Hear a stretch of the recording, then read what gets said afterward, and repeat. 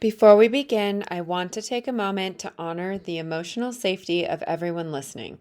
Radiant Resilience often explores real stories of struggle, healing, and the human experience.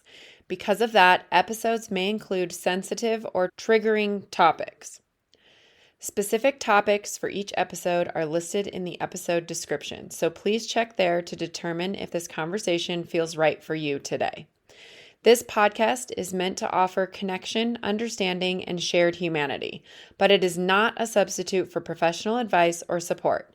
If you find yourself needing help, please reach out to qualified professionals or trusted resources in your life.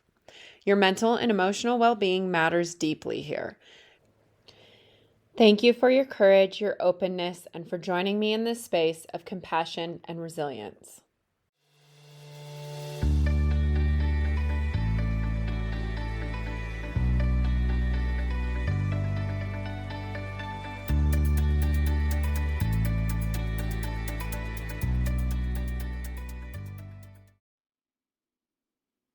Welcome back, everyone, to Radiant Resilience. I have with me today Samantha Mandell.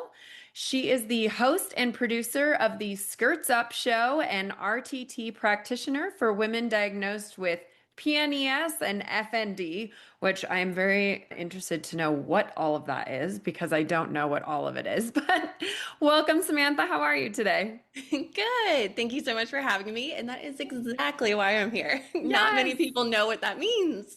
Well, why don't you start with your own? It sounds like you have had quite the health journey yourself. So, why don't you kind of start wherever you feel like feels right with, when you started figuring all this stuff out? Yeah. So, what? Okay. So, when this all started, I was actually on my dream vacation with my Oh, husband. Yes, we were in Costa Rica and we had been trying for 2 years. There was like five failed attempts to get there. oh no. Like it just wouldn't happen. But finally we made it. And the purpose of that trip was because I've always wanted to see like the whale migration and follow it. And the humpback whales, they migrate to a specific spot in Costa Rica called the whale tail, coincidentally Mhm. enough. And that's where the moms give birth and they teach the babies to come up and breathe. Okay. So that's why I wanted to go there. We made it, and we had had probably like 3 years of like marital struggles. Mm, And when we got there, there was so much tension and heat. mm. Like when you're in a relationship and it's just like, just the presence, all of a sudden, it's like, Yeah. Yeah. It's just different, the vibe, right? right. So that's like kind of where it was. And I remember it was like the first or second night that we were there. I was like, yeah, I think this is it. Oh, Things on are your gonna split dream on the vacation. dream vacation. Yes, because it's like the place that I've always wanted to go, right? And so that should be like happy and like and joyful and instead it's like walking on eggshells and feels very full of tension. And Yeah. that's how you know, right? Yeah. Well, and I think it's interesting when you get away from like everyday stressors in life too, right? Like everything Yeah. kind of starts to quiet down. And then when you're with that person, then you're sort of forced to like face all of that, right? Where when Right. you're busy, busy, going, It's going, easy and to then blame all it. like you can ignore it. Yeah. Exactly. Yeah. So that was really like just that moment. It was like, oh, okay, this is it. This is what's Mhm. happening. And then a couple days into the trip, because when we travel, we like to travel, and like hit as many destinations in the area as possible. And so a few days into the trip, we were in Uvita. So Uvita is where the national park is, where the whale tail shows, and that's a really main place to see whales. Mhm. And I remember waking up that morning and not feeling right, Mm. feeling like foggy and just something that I've never really felt before. But then again, our marriage is on the rocks and I've officially seen that. So, Yeah. toss it up to that. Yeah. And then we get there and I just keep feeling more and more off. Like the whale tail is in our sight. We're walking towards it and like you can literally see whales like breaching, like That's jumping out so of the cool. water. But we were so far away to where they look like little dots. And so we're trying to walk over there, and just like the full vision is just like a kaleidoscope, and it's like everything around is moving slower, much, much slower than you know it is. Mhm. And just like sweating and feeling clammy and feeling that like I think I'm gonna pass out feeling. And so I was like, I can't make it. Like something's not right. Like we're just gonna have to wait for the boat and just have the boat take us out. Mhm.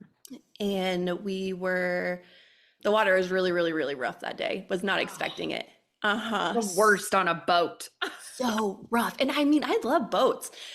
And somehow we ended up on like the front, what is it? Like the hull? Is that what it hull? The I front have of no the idea. I know boat. nothing about boats.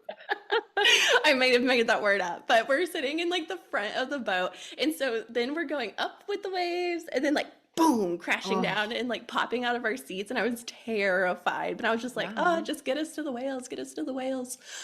And so we get out there, the first mom and baby come up, and I just remember having this like intense feeling of just like pure awe and love. And I was just so Mm. happy in that moment and so excited. Like I'm literally crying. And next thing I know is nothing. Like all the feelings went away?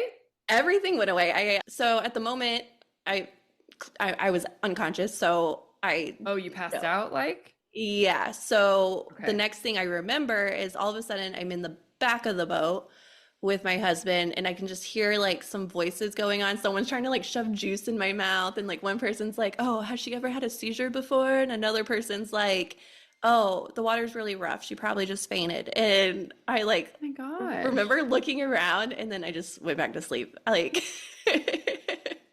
So was it was less of a pass out and more of almost just like going to sleep? it was convulsion. Oh my So goodness. again, like, I am not fully conscious or like present for it. So what my understanding is from my husband, like experiencing it, is that it essentially was he looked over at me, pure emotion, like crying, and then just next thing is collapsing, body clenching, and like what he like convulsing, and Oh my gosh. he's the eyes rolled back, they said, and like just twitching and going, and I'm not responding. So yeah, like it looks like a seizure. Yeah, it sounds like it. I mean, and I can only imagine how he was feeling watching you do that. Goodness. Yeah, yeah. So yeah, that was pretty scary for both of us. We get off the boat. We spend the rest of our week in Costa Rica. We still travel along, and I still had several of those where we would be doing something, and then all of a sudden I would feel the same steps. It would be the clamminess, dizziness, the vision slowing, narrowing. I would get this like tingle, a little bit of nauseous. And then the last thing that I would remember is my head would get heavy. And if I like looked at him and was like, my head's gonna get like it's heavy, like I feel like I'm fighting it, like I'm about to go down, then like we realize that that's the last it. Like if my head's heavy, she's going down. Oh my gosh. Uh-huh. So So how many times did it happen on that trip? from what I can specifically remember, because we ended up trying to take it like really easy and slow, I remember 4 times. And then I Wow. remember while we were out, my friends were like, I miss you. Like, can we get back together? Let's get brunch. And I'm like, yeah, of course. And he goes, well, let's get home. And if we can go a day without anything happening, then like, yes, go have brunch with your friends and have a good time. And I was like, okay, fine. Did you ever think of to like go to the hospital while you were there? We talked about it. There was like one Yeah. breakfast where like, what do we do? Like, should we go to the hospital here or like just wait till we get home? And we were like, I don't know. We're in another country. Like, what does I that know, but look for like? something that just keeps happening like that, I don't know. I'd be afraid of like waiting it out and then flying home and all of that. Right. But like thinking about it, it's when you're there, the food is so clean, you can literally taste it. Mm. So, one, is it just like a sugar drop? Like, is the Mm. food so clean that you're just not used to the lack of sugar and processed stuff? Probably. Or is the elevation so different that it's just causing some sort of equilibrium? Like, I don't know. We just kept chalking it up to, something silly. Yeah. And none of that had ever happened before. No. Okay. Okay. Yeah. So you get home and then what? Yeah. So on the plane, he said that there was another like minor one, but it didn't disrupt the flight or anything. He said that I just, like was into his arm and the small convulsing, eyes rolling happened, and then I just slept the rest of the flight. And then the next morning after we're home, we had our toddler was home, and so that was our first morning waking up with her again after a week, and it was gonna be another normal morning, but I know I felt like really weird, so I let him handle her, and I went and sat on the couch and was just letting her come and snuggle me. And then I don't, again, I just, something happened to where the next thing I know, he's like bringing me into the car and he goes, "We're going to the hospital." Like, that's it. And that was a fascinating hospital trip. You've seen Grey's Anatomy? I have not. I'm the You weirdo that haven't? never watched it. What? Are I you know. I human? know. I know. Okay, well, in Grey's Anatomy, like you see, like when there's this infectious disease and you were like out of the country, like they rush you into this like glass room, Mm-hmm. and then everyone comes in hazmat suits, and like that was literally what happened. Oh Like, my goodness. yeah, there was no waiting. We went into the emergency room, and one of the first questions is, "Have you left the country in the last?" Yeah, we just got back into the country, and so we literally just got ushered into this glass room, and people coming in suits and doing blood Wow. work and all the things, and so it was an experience. Yeah, for sure. So what did they end up finding out then? So I ended up staying in the hospital for 5 days. Oh, They wow. ran every test. Right. Yeah. I was already gone for a week and from all my kids. And Also, now that's just like a lot of days in a hospital, period. there's that too. Yeah. You don't even stay in a hospital that long when you have a baby. Yeah. But yeah, it ended up being a five day hospital stay. They could not figure out what was wrong. We did. I don't remember the difference between an MRI or a CAT scan, but we did one of those. It was normal. All the blood works were normal. They ended up doing like a spinal tap. That was normal. And they did the EEG. So that's like when they stick things to your head and they watch like the wave movements of it. And it kept coming back normal. Mind you, though, they kept loading me up from the moment I went in on anti-seizural meds. Oh, And well, so how is that supposed to help figure out what's going on? that's what I'm saying. We just kept saying, isn't this counterproductive? Yeah. Like, don't you want to see what happens so Yeah. that we can catch it? And no, no, their goal is to make sure it doesn't happen, stop it, the waves look normal, and then they send you on home with a bunch of seizure medicine. So they sent me out on Keppra, which is like a heavy duty anti-seizure meds, and it has a lot of side effects. Like it is not a one you want to mess with. Hmm. And then they were like, well, clearly you have anxiety. So here is an anxiety med too, which then I later found out it's not really an anxiety med. It's really an antihistamine. So I don't know what that was about. Oh dear. Yeah. So fortunately, we were able to get into a neurologist within like 2 weeks, I think it was. And we're going over all the things in Costa Rica and all the things that the hospital did and ruled out and showing her all the things. And fortunately, she was like, "Oh, Keppra is not right for you. Like, we need to wean you off of that and we need to put you on a different one." And then she goes, "And that's not an anxiety medication. Let's get you on a real one." So she at least switches up the meds and she goes, "Now I just want to wait and I want to see." And I think it was like 3 months. "Let's see what happens with these med changes in 3 months. And then we'll reevaluate and then start working on what is happening and what's going on." Sounds like a great plan. Except she ended up not taking me off of Keppra. She ended up keeping me for 3 months on Keppra, on another anti-seizural med, and then on a real anxiety med. Okay. And so then the 3 months pass, and I had like maybe a minor episode, so Okay. good, not Yeah. as bad. And so we go into our three month appointment, and she was in the room for 5 minutes before she was ushering us out, like, "Okay, cool, we'll see you in 6 months." Oh. And that was Yeah, just it. That was just it. She was just like, the medicine's working. So, all right, well, we'll check you out in 6 months. And my husband That goes, still doesn't tell you what's wrong. exactly, exactly. And my husband's like, no, no.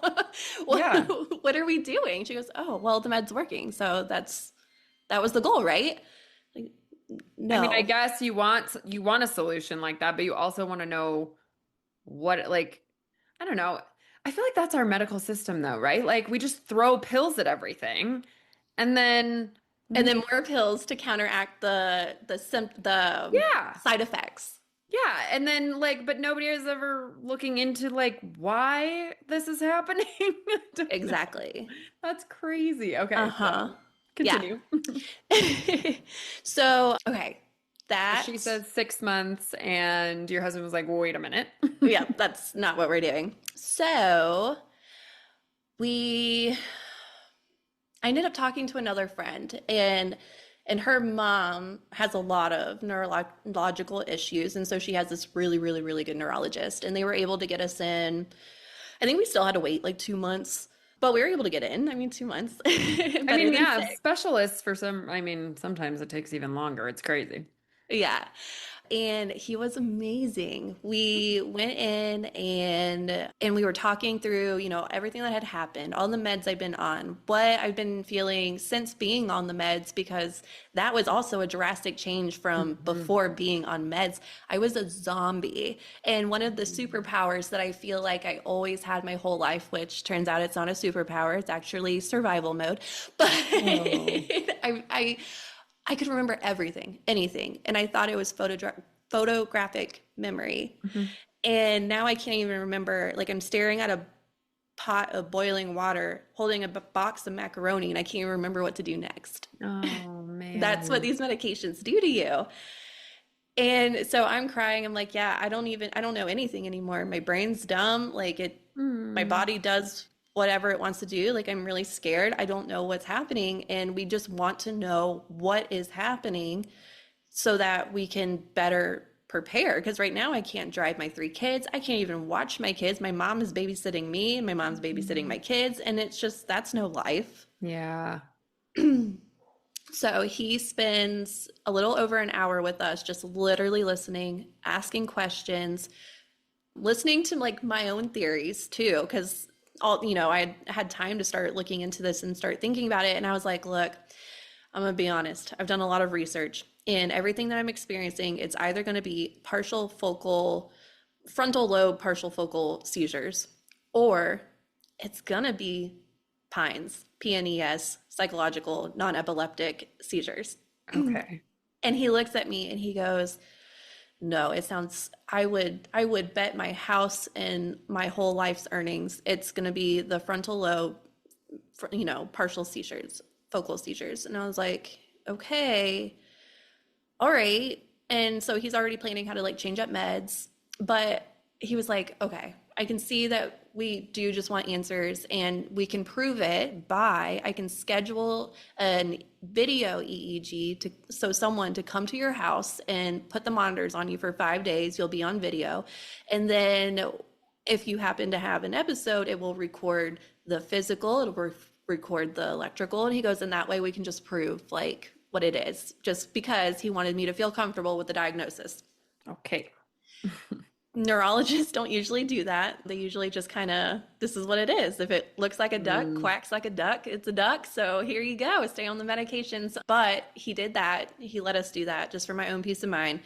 I had 3 seizures while I had that on for 5 days. And I remember once it was taken off, I think it was 3 days later, 4 days later, I woke up one morning, opened up the like medical chat thing that you have with doctors, and it Mhm. literally said non-epileptic seizures, PNES, consult a psychiatrist. Oh, well, we can't help you anymore, so now find someone else. And it wasn't even a phone call. Like, what is that? Oh my Okay, what do God. you do now? Why is it that? Like, Yeah. that's it. Wow. Yeah. So I mean, got were that. you justified? Did you feel like, oh yeah, I knew that's what it was? No, that's a great question. I was actually devastated. Like Oh. devastated. And my husband's like, "No, this is great. This means that every seizure that you have is not damaging your brain. It means that, we can work on this. Like we can fix it." And I'm like, "Yeah, okay, but now that means we have to tell people that I'm crazy." And he's like, "No, no, no, no, no, it's Oh. not crazy." He's like, "It's good." But then it's just, every time you have to explain to someone, "Well, what is it? What did they figure out?" "Well, it's not epilepsy. It's just something my body has decided to do." Like, that's all we know. So maybe for anybody listening who doesn't know what that is, would you describe or talk a little bit more about what Pines is then? So now, as a professional, I have learned that PNES, PINES, which is psychological non-epileptic seizures, is also coincides with FND, functional neurologic disorders. Okay. And so essentially what all these is our brain has created specific neural pathways that don't serve us, and these are learned from childhood. These are like from our earliest memories, trauma.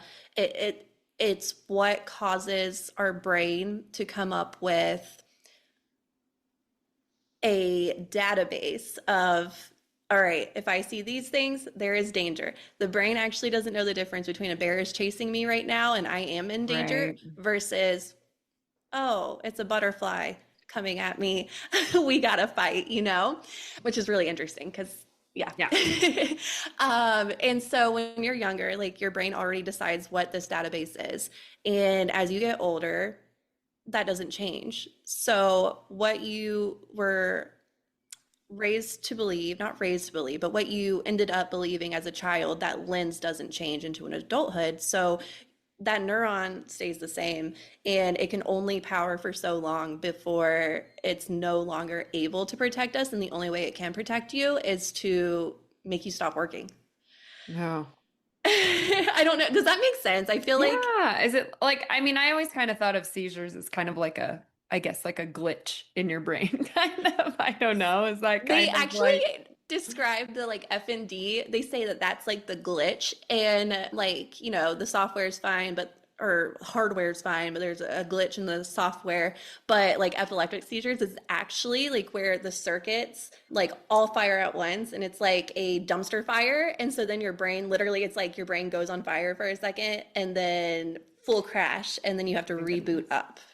Oh, so it's not like what you would think. It's kind of like the Okay. opposite. Yeah. Oh my goodness. Yeah. Okay. So you find out that you have this, and then I'm assuming you started seeing the psychiatrist.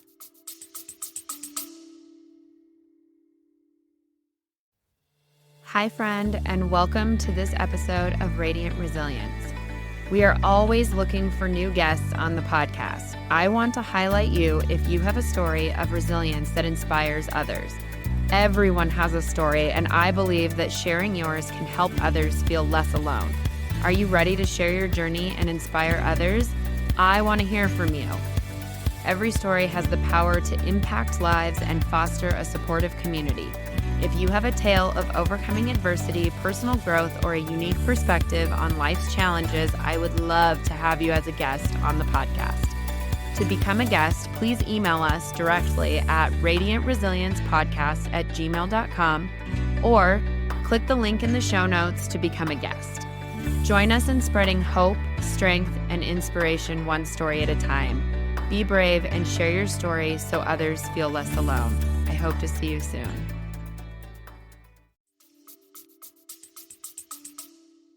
Yeah, I ended up going to a therapist. He did mention in the message, or maybe I like had responded back, and I was like, a psychiatrist for what? Like, what am I doing here? And Mm, he was like, oh, just, find a psychiatrist or a therapist that's good in EMDR or brain spotting. And I was able to find a therapist that did brain spotting, and I was more comfortable with that because it's like EMDR, but it's like you don't have to talk. It's more, it does the same thing, but in your brain, and you don't have to see anything, speak anything, and it's okay. just a whole lot more calm. Met with her, learned out there was a lot of built up stuff that I didn't even realize. Things like work trauma, like Did you know that work trauma is a thing? I mean, I can imagine what that is. But I Like, didn't know it was like an official thing.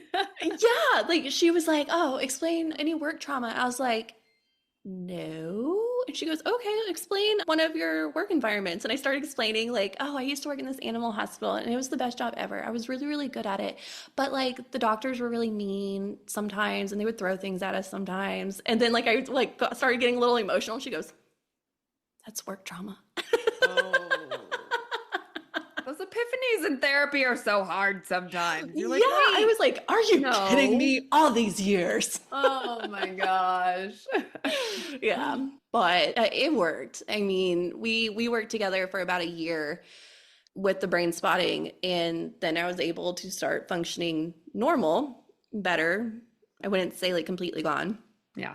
but in that time, so this is if we go backwards, backpedal a little bit to before we met the second neurologist, it had gotten to the point where I wasn't able to talk with anyone or go anywhere by myself, and I needed an outlet to talk to people and have Yeah. like some sort of autonomy for Yeah. myself.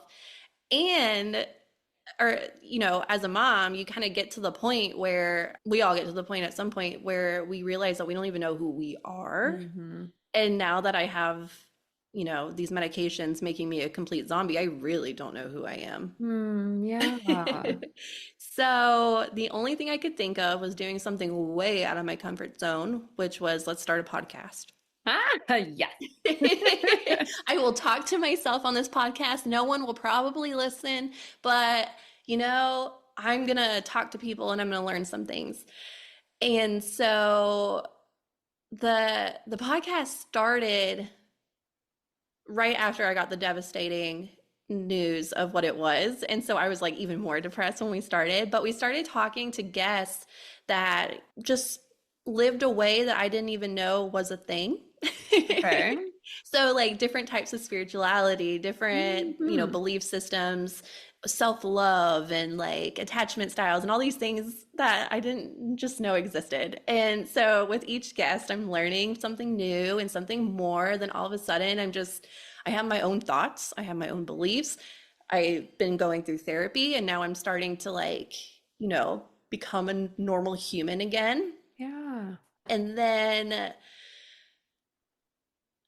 let's see, there was a guest on the podcast, and this was probably a year ago now.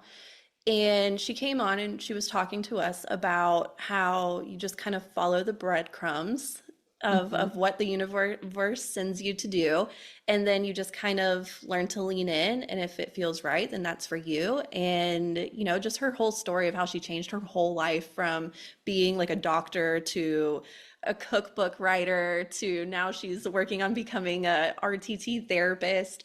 And I was like, man, that's a lot to like start over on all these different things. Yeah. And she was talking about RTT. It stands for Rapid Transformational Therapy.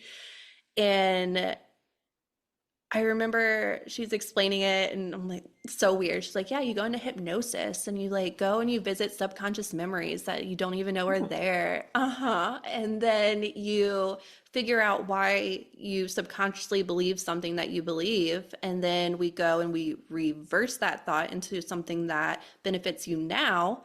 And then you transform and you're no longer held back by those beliefs that you Hmm. formed when you were little. And so then the gears start turning. Yeah. And I ended up, another thing popped up at some point where, oh, yeah, I do RTT or I've done it before. And I go, what? I've never heard of this before. And this is the second time in a week. I think it's so fascinating how that happens. Like the same themes eventually just start popping up. And then, yeah, you like, that's the universe being like, hey, pay attention, follow Uh-huh. this, continue. Oh, absolutely. I have definitely learned when something pops up a few times, like, oh, listen to that. And I did, and I just on a whim signed up for literally a full course to become a RTT practitioner with not much thought into it. But what happened, I didn't know what I was going to do with it, but I felt like led to do it. And once I was in it, I started seeing the different things that it can help with. It can help with autoimmune diseases, it can help with infertility, it can help with anxiety, depression, OCD, all these things. And towards the end of my course, I just had this light bulb moment of like, what am I doing? This would solve functional neurological disorders. This would solve PINEs. Like, this is the answer, and no one is doing it. And that's what I ended up have been doing. I have Okay. been using that knowledge, and I have been working with other women that have been diagnosed with different types of functional neurological disorders, and it's working. Yeah.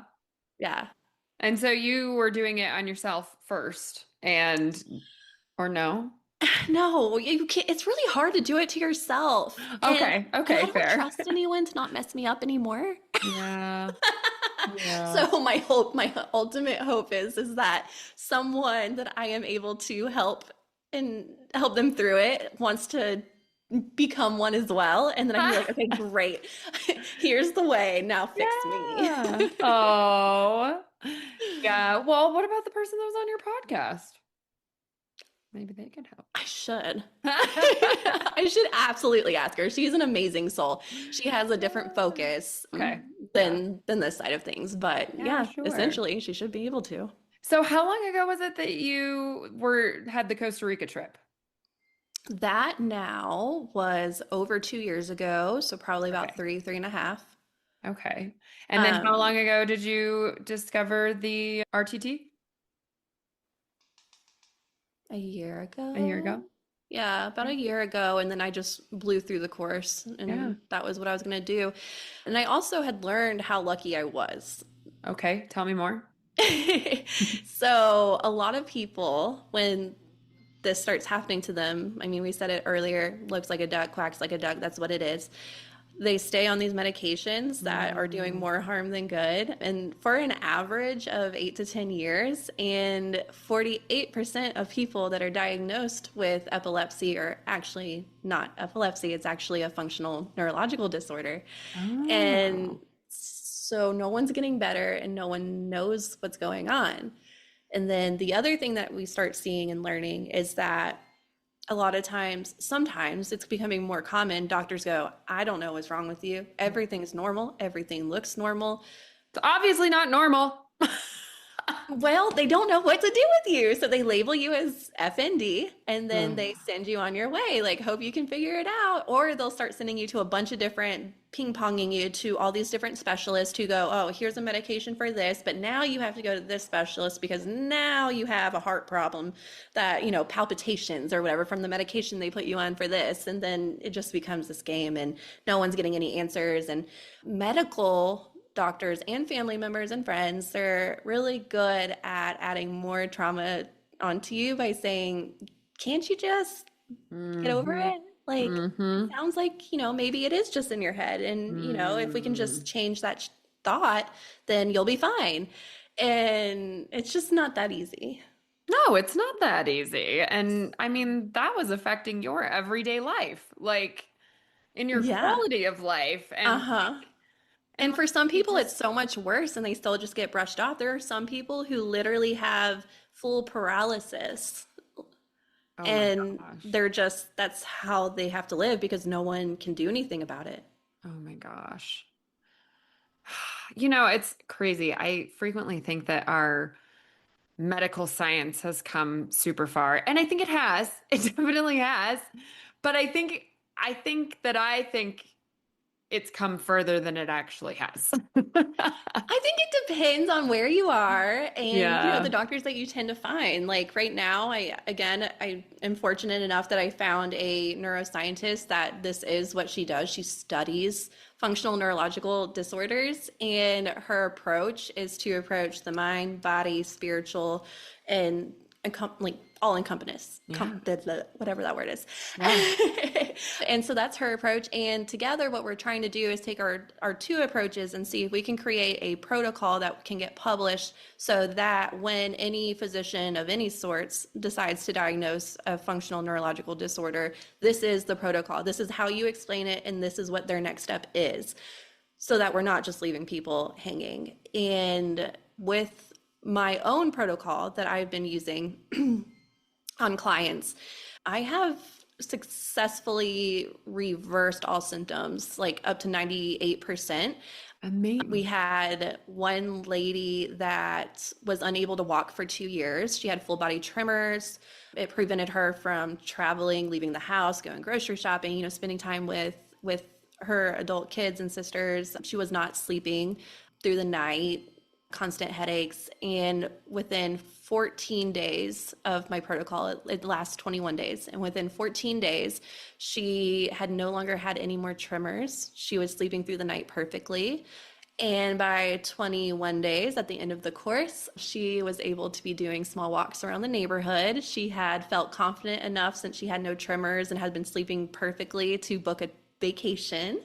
And Wow. yeah, so I'm excited to see, how much further she can come. And that's what's happening with the clients that I'm working with. So I think that there is something to it. There is hope, which a lot of people don't think there is, because no doctors think that there is. Right, So right. Unless you're just on medication for the rest of your life, yeah, yeah, which, which then has its own problems. yeah. So it's pretty much like, if am I understanding this correctly, that it's pretty much a like trauma-based type thing, and you need to work through the psychological aspect of the trauma and heal that, and then your body starts to heal?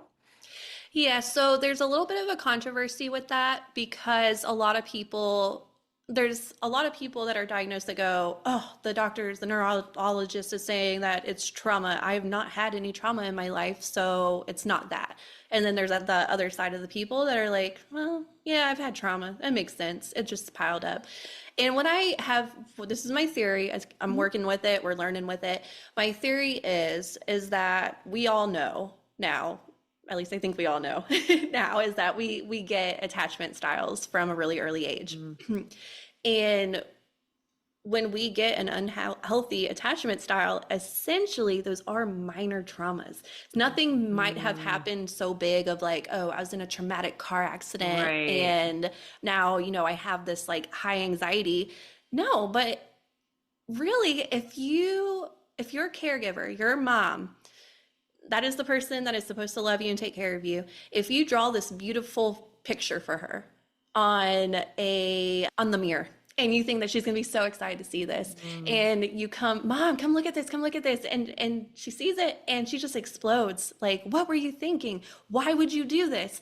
The kid is now learning that I did something nice and they were angry at me. I did something wrong. I'm not good Mm. enough. Mm. And that's a trauma, because you're young. And so your brain is already processing, like, okay, so let me add this into the database of, this is danger, danger, run from it, we're not Mhm. safe. Does that make sense? So Yeah. I feel like people want to say it's not trauma, but essentially we all have trauma, whether it's big and normal and obvious or not, because Mhm. attachment styles, I think, ultimately are stemmed from trauma. Yeah, I agree. I actually just, at the end of last year, my therapist was telling me to read The Power of Attachments. Uh-huh. Attachment. Have you heard of that book? I think so, but I have not read it. Yeah, I mean, I've had a really hard time getting into it, I'm not gonna lie. Pretty But medically, like medical. yeah, I just think like a lot of the times books like that, the intros are just like too much Yeah. and a little boring, where like it takes a while to get to the meat of the Yeah. stuff, So, but yeah, just to try to learn my own attachment style, and I have slowly worked my way through the beginning of it. Yeah. So, That was also like super traumatizing, not traumatizing, very upsetting for me when I learned my attachment style. And again, I think that so many Mhm. people don't they don't even know that there is an attachment style. Yeah, And so how can you work on something that you aren't aware of? yeah. And yeah, I had disorganized attachment style, which is Mm. really just an insane person. Like, if you just describe a crazy person, that's what it is. No. But yeah, so I'm doing work where I am bringing in attachment styles so that people don't hear, oh, it's a trauma thing and that's not me. So that we can Mhm. work with that. What is your attachment style? Let's learn that. Let's go through this process. Let's do an RTT session and at least just work on what has come from what you've learned from your attachment styles. And then from there, once you feel better and you've removed a big layer of things, you likely will come to the part that you don't actually know who you are again, or maybe for the first time, because now you have this new identity that you're looking at with a clear lens for the first time. And it's like, holy smokes. Yeah. And so then we'll work and we'll learn things like how I did the long way of, okay, here's the different types of things to believe in. Here's the different types of clothing and styles that you can like, let's try it out. Let's see what happens. Yeah. So essentially reversing some of the like, I don't know, I guess you're sort of talking about like limiting beliefs, I feel like. Yes. Uh-huh. Yeah. Yeah, exactly. Yeah. Yeah. What we're conditioned to think as we grow Yeah. up in this society. Mm-hmm. Yeah. And then it's okay to not accept all of it. Exactly. It's just you don't know what you don't know. Yeah. And if you don't even know that Yeah. attachment styles are a thing and you don't know that, like, what can you do? Yeah, I mean, I use this analogy a lot, but like when a car breaks, if you don't figure out what is broken, you can't really fix it. So, Right. It's making a noise. Cool. Where? I don't yeah. know. Yeah, if you just ignore it and you're like, "Oh, well, there's something wrong with it. I just don't know what it is. Well, I'll figure that out later." Then You it's know, gonna that blow is up a on fantastic analogy. Like, fantastic. It's like when you are a single mom and that noise in the car is starting. So you just turn the music up a little bit louder and you keep going until it breaks. And that is essentially what happens you. when Yeah. you have a functional neural. That is beautiful. Golden. Well, you can use it whenever you like. I'll put you into the founder of it or Give me some credit for it. I mean, I think it's true. I think you can't, it's the same with us. Like, you can't, if you don't know why you're doing certain things, I think that our entire childhoods and everything that happens to us throughout our lives is what shapes us. So, like, if you don't know why you're doing that or why you're behaving that way, how are you ever going to like be able to fix hmm it? I don't know. For me, that's helpful to know and understand the Oh, things. big time. Because why was it to where I was already crashing that a therapist is like, let's talk about this. And then when you Mm, start learning about the characteristics, it's like, oh my gosh, that's why I'm such a quick fuse. That's why it's like, I want you, but go away. And like, it's like why is it that I explode? And then I'm always thinking to myself, why did I do that? Like, there's a reason. And yeah. learning the attachment styles, going through unlearning whatever you learned, like that is why, and that is how you get better. Like It's I'm, so hard. Let's like not discount that. it is not easy. Yeah. It's I feel like a lot of times people want to highlight how amazing self-growth is and self-discovery is, and yeah, it's great when you get there, Right. but It's easy to say that and glorify it and make it look amazing when you're there, but when you're in the middle of the ick, it's like confusing. It's dark. It's scary. yeah. Yeah. I mean, you were talking a little bit about the first like few epiphanies you had while through this healing process. I mean, like sometimes that can be, like you said, you were devastated about some of that stuff. So, Yeah. like, you have Yeah. to have those reactions, work through that, and then eventually you'll get there. But hmm it's not easy. It's a lot of hard work. And I always, from the time this, her name's Ashley, said this, it's now like what I say to everyone who's in the muck of it is follow the breadcrumbs. Like right now, Mhm. you are in the thick darkness. You don't think that there's a way out of it. You don't think that there's any getting better and that you're always going to be this shell. But if you accept what you've learned and are willing to change it, follow the breadcrumbs, and eventually you're going to find who it is that you really are and start to become comfortable with being that person. Mhm. Yeah. I think we all go through some type of identity crisis at some point. hmm Yeah. Unfortunately, I had Um, to go through, seizures, but Right, right.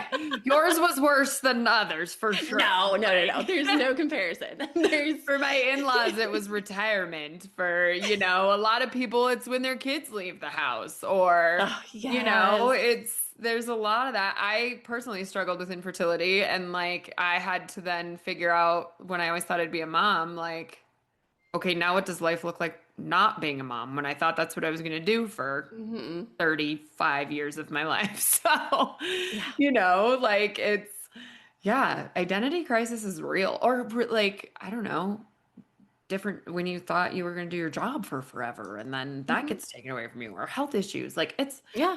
yeah, there's so many different ways that that can show up, and that's scary. I really struggled with my identity crisis. Probably still Hmm. am to a point.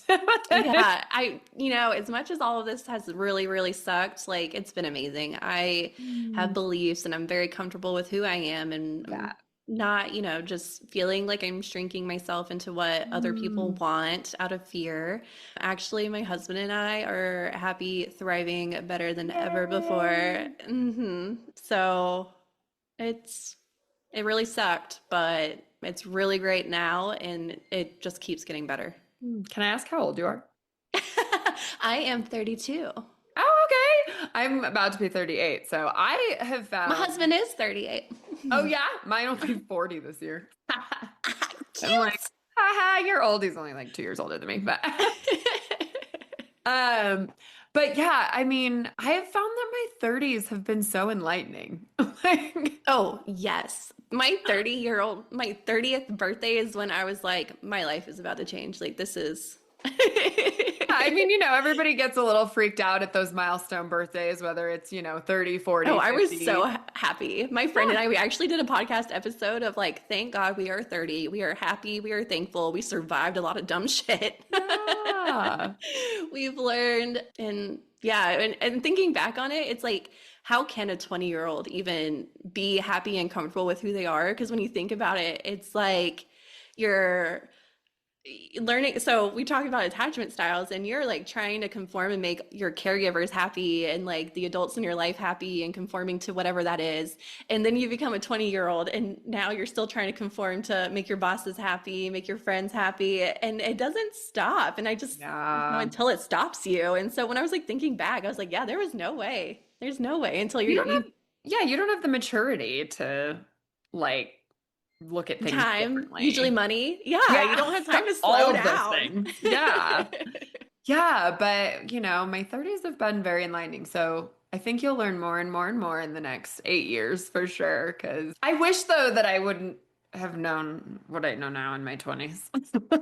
You wish Just that you wouldn't have? that I would have, because Oh, I just want more time with this knowledge and to continue to get, better and better and learn more and more. And now I'm like, gosh, I'm almost 40 and I just now like learned all this stuff. I So totally get what you're saying because I did have that moment a couple days ago. Actually, I was like, man, I'm creating something that is going to help so many people, but now I'm 32 and why couldn't I have figured it out earlier? But then it's like I meet all these amazing people and this one lady that I was talking to, we just clicked and she's like, yeah, I'm like about to be 50.